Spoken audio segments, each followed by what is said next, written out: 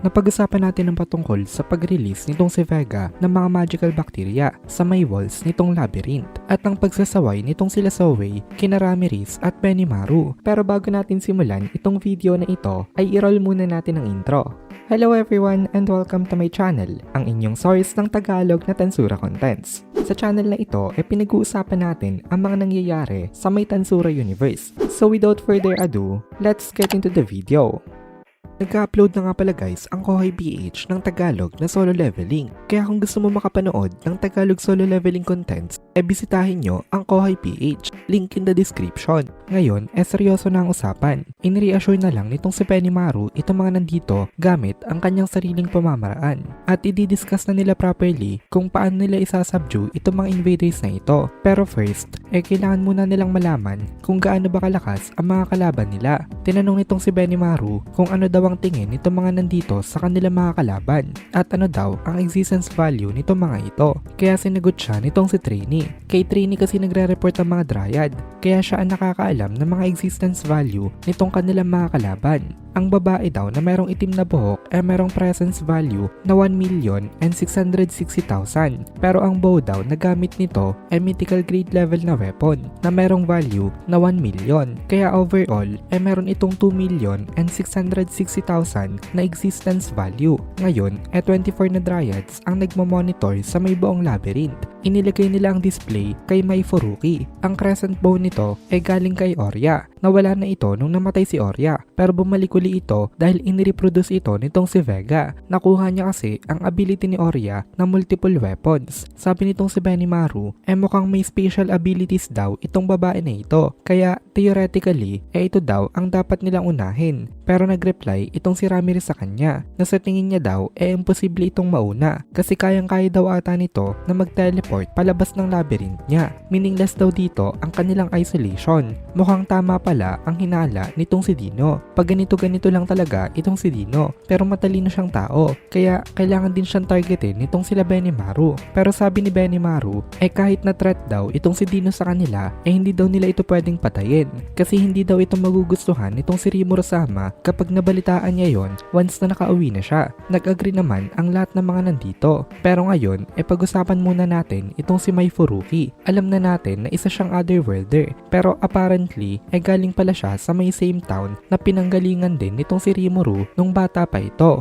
Wala daw duda na under itong si Mai ng control nitong si Feldway. Even though ngayon acting ito on her own will. Since medyo may connection ito kay Rimuru kahit na papaano sinabihan ni Benimaru itong kanilang mga kasama na papatayin lang daw nila itong si Mai Furuki kapag wala na talaga silang choice kung hindi ang patay na nga lang ito. Maging si Ramirez hindi rin ito gustong patayin kaya in favor siya sa may decision itong si Benimaru. Ang next naman itong si Pico. Itong babae daw na ito mukhang bata pa pero in terms of age mas matanda pa ito sa kanila. Sabi nitong si Benimaru hindi daw ba nakalaban na nila ito dati. Sa tingin niya daw ang pangalan nito ay Pico. Ngayon nandito rin itong si Kumara at pinagmamasdan niya itong si Pico dito. Mukhang sabik na itong si Kumara na magkaroon sila nito ng rematch. Tapos sabi uli ni Trini ang existence value daw nito 1,890,000 plus ang kanyang mythical grade level na Trident Spear. In total meron daw itong si Pico na 2.89 million na value. Sabi nitong si Benimaru mukhang mahirap din daw pala na makalaban nito pero nagreply itong si Kumara sa kanya na sana daw i-allow siya nitong si Benimaru-sama na siya ang haharap dito. Sabi naman itong si Benimaru sa kanya pag-iisipan niya daw muna ito. Masyado pa daw kasing maaga para magbigay agad ng mga assignments. Ngayon ini-analyze daw muna nila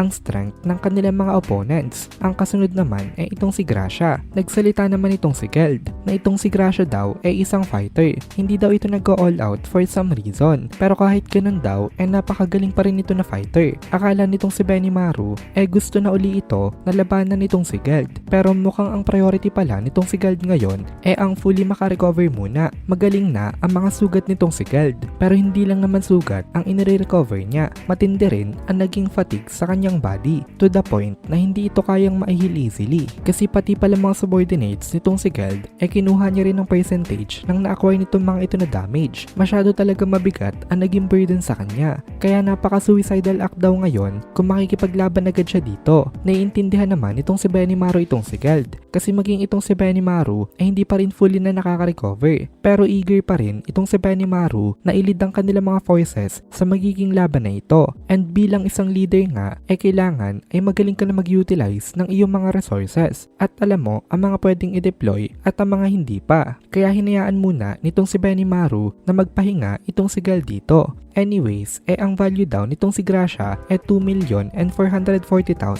In addition, meron daw itong mythical grade na 100 na sword. Kaya overall, meron itong existence value na 4,440,000. Medyo mataas ang value nitong si Gracia, pero hindi naman ito palagi ang sukatan ng strength. Kung gusto lang rin daw na magpataas ng number ng value nitong mga executive ng Tempest, binigyan daw sana ang bawat isa sa kanila ng mga high level na mga equipments. In the first place daw kasi, hindi talaga nagmamatter ang value ng isang weapon kapag hindi mo naman talaga ito kayang gamitin. Pero in the case daw nitong si Gracia, sa tingin daw nitong si Benimaru, kaya nitong full na i-utilize ang capabilities nitong sword na ito. Kaya sigurado daw siya na malakas nga rin ito na opponent. At dito na muna natin tatapusin itong video na ito. Kung nagugustuhan mo itong mga videos natin, ay please consider joining the membership para mapanood mo na agad ang mga kasunod na part dahil palaging advance ang ating mga members. Also, ay please consider leaving a like at mag-comment ka na din para ma-boost naman tayo ng algorithm.